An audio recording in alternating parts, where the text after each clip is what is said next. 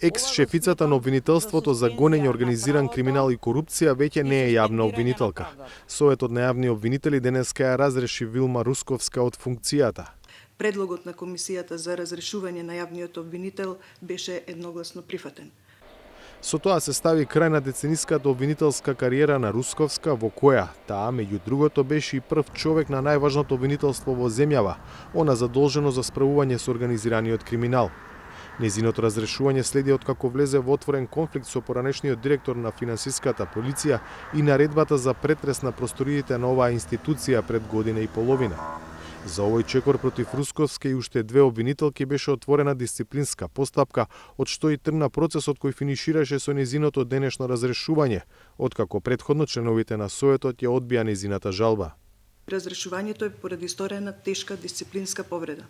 Детално ќе бидат опишани действијата кои ги превзела во одлуката, која што во писмена форма ќе ја изработиме и ќе ја објавиме. Првичната реакција на Русковска е дека нема да се жали на одлуката и дека планира да се пензионира. Незиното разрешување се случува непосредно по објавувањето на извештајот на Европската комисија за земјава, во кој се заклучува дека немало напредок во борбата против корупцијата.